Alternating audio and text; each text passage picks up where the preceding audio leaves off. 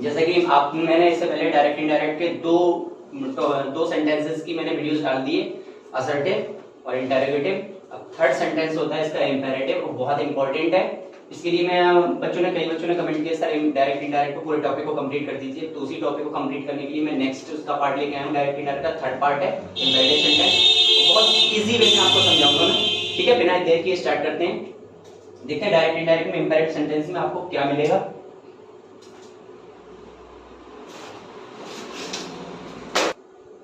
ठीक है, देखते हैं हम।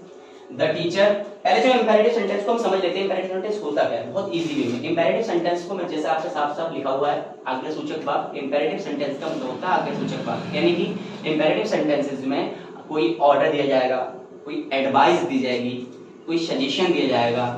ये ऑर्डर, एडवाइस, सजेशन मतलब किसी को आज्ञा दी जाएगी, किसी को सुझाव दी जाएगा, किसी को सलाह दी जाएगी। यही सेंस, यही भाव आपको देखने को मिलेंगे इंपेरेटिव सेंटेंस में। और जैसा रिपोर्टिंग वर्ब यानी रिपोर्टेड स्पीच में जैसा सेंस मिलेगा, उसके सेंस के अकॉर्डिंग हम रिपोर्टिंग वर्ब को चेंज कर देते हैं। यानी कि रिपोर्टेड स्पीच में जो भी सेंस होगा, जैसा भी भाव प्रकट हो रहा होगा, उसके अकॉर्डिंग हम रिपोर्टिंग वर्ब को चेंज कर देंगे। सपोज अगर रिपोर्टिंग वर्ब में एडवाइस यानी कि सलाह का भाव आ रहा है, तो रिपोर्टिंग वर्ब को एडवाइस में चेंज कर देंगे। अगर रिपोर्टेड स्पीच में आपको ऑर्डर का सेंस आ रहा है, ऑर्डर का भाव आ रहा है, तो रिपोर्टिंग वर्ब को हम टाइम चेंज कर देंगे, ऑर्डर में चेंज कर देंगे। ऐसे ही, ठीक है। सेंटेंस और ज्यादा क्लियर हो जाएगा, ठीक है। The teacher said to the boy, teacher ने लड़के से कहा, लीव द रूम, कमरे को छोड़ दो या कमरे से बाहर निकल जाओ। टीचर लड़के से कह रहा है लीव द रूम, कमरे से बाहर निकल जाओ। दैट मीन टीचर बच्चे को क्या दे रहा है, ऑर्डर दे रहा है। क्योंकि टीचर ने जब बच्चे से लड़के से कहा कि कमरे से बाहर निकल जाओ, यानी कि क्या बोल रहा है, ऑर्डर दे रहा है। तो हम क्या करेंगे, द टीचर को द टीचर लिख देंगे। सेट मैंने बताया था रिपोर्टिंग, जैसे इसमें ऑर्डर का सेंस आ रहा है, ऑर्डर का भाव आ रहा है, तो यानी कि रिपोर्टिंग वर्ब को हम टाइम चेंज कर देंगे ऑर्डर में। The teacher ordered the boy. बस इंपॉर्टेंट चीज है इसमें कंजंक्शन ध्यान रखना है। हम लोग कंजंक्शन लगाते हैं इसमें टू, यानी कि असर्टिव सेंटेंसेस में कंजंक्शन हम लोग लगाते थे दैट, और इंपेरेटिव सेंटेंस में कंजंक्शन लगाते हैं हम लोग टू। लगाएंगे the teacher ordered the boy, conjunction reporting verb, reported speech को जोड़ने के लिए कंजंक्शन क्या लगाएंगे, टू। और आगे next sentence as it is लिख देते हैं, टू लीव द रूम और फुल स्टॉप। एक बार और देखते हैं, टीचर ने लड़के से कहा लीव द रूम, कमरे से बाहर निकल जाओ। दैट मीन टीचर लड़के को ऑर्डर दे रहा है, तो अगर द टीचर सेड टू को चेंज कर दिया ऑर्डर्ड में, द बॉय के द बॉय, कंजंक्शन क्या लगाएंगे, टू। नेक्स्ट सेंटेंस ऐसे जोड़ देंगे, leave the room. Next sentence देखते हैं, my father said to me, मेरे पिता ने मुझसे कहा, डोंट यानी डू नॉट अब्यूज एनीवन, किसी को गाली मत दो। जब पिताजी ने मुझसे कहा किसी को गाली मत दो। अब इस सेंटेंस को जैसे हम इंपेरेटिव सेंटेंस में डू नॉट, रिपोर्टेड स्पीच में अगर डू नॉट दिखे, तो पहली चीज तो हम दो तरीके से बनाना सिखाऊंगा। पहले तो हम लोग बनाएंगे फॉरवर्ड से, डू नॉट जैसे सेंटेंस दिखेगा, डू नॉट जैसे ही वर्ड दिखेगा, तुरंत रिपोर्टिंग वर्ब में कुछ भी हो हम फॉरवर्ड में चेंज कर देंगे उसे। तो माय फादर सेड टू को हम टाइम चेंज कर देंगे फॉरवर्ड में, ठीक। माय फादर फॉरवर्ड मी का मी, कंजंक्शन वही लगाएंगे टू। अब ध्यान रखिएगा, डू नॉट जैसे ही डू नॉट लिखा और डू नॉट का हमने रिपोर्टिंग वर्ब को फॉरवर्ड में चेंज किया, तो डू नॉट का रोल खत्म हो जाता है टू। नेक्स्ट डू नॉट के बाद जो भी दे रखा होगा सब ऐसे ही लिख देंगे, यानी कि अब्यूज एनीवन। तरीका तो ये तो हो गया एक तरीका नंबर एक, यानी कि माय फादर, मेरे पिताजी ने, फॉरवर्ड का अर्थ होता है मना किया, इनकार करना है, मना करना। मेरे पिताजी ने मना किया, मीन्स मुझसे क्या, टू अब्यूज एनीवन, यानी किसी को गाली देने से मना किया। तरीका नंबर एक। तरीका नंबर दूसरा देखते हैं,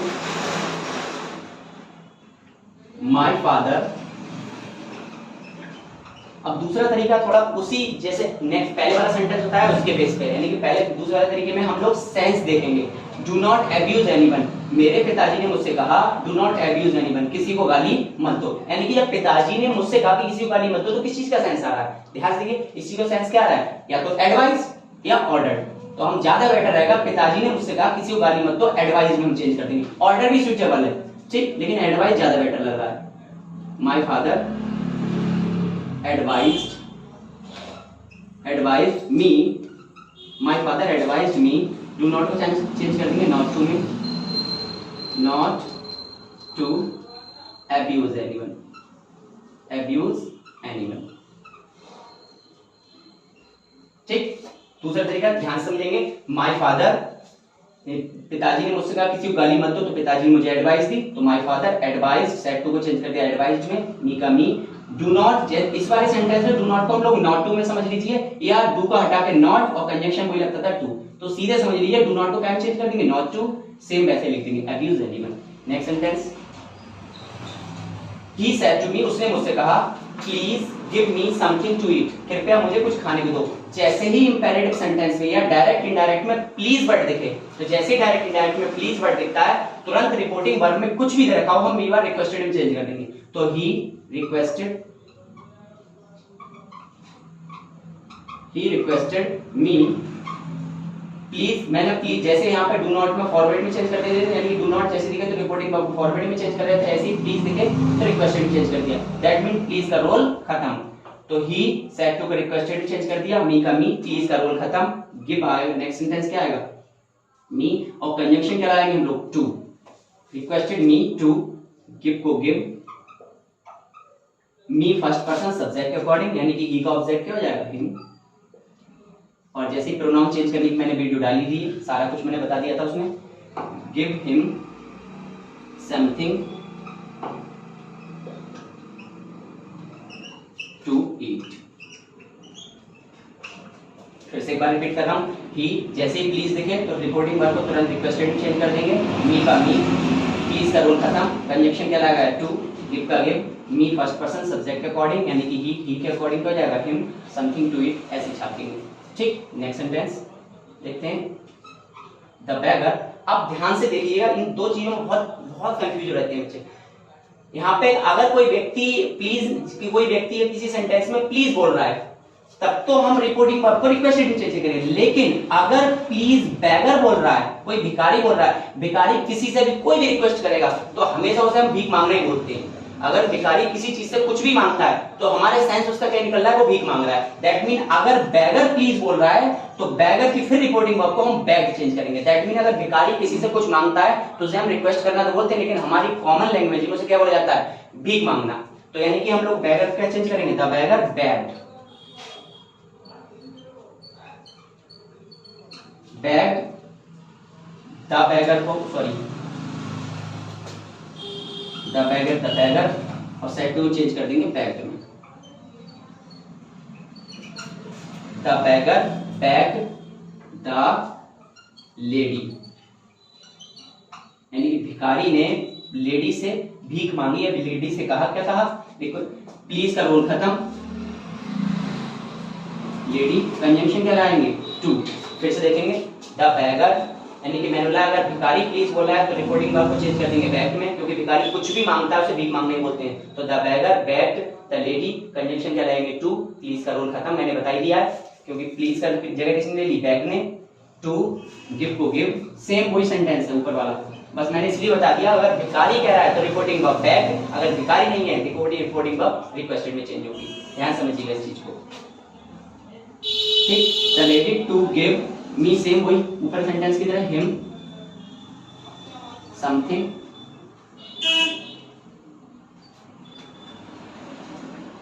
टू ईट,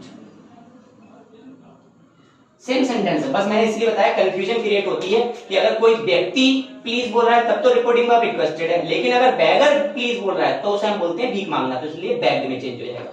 ठीक, आई थिंक ये समझ में आ गया होगा। नेक्स्ट सेंटेंस, लास्ट सेंटेंस देखते हैं हम लोग,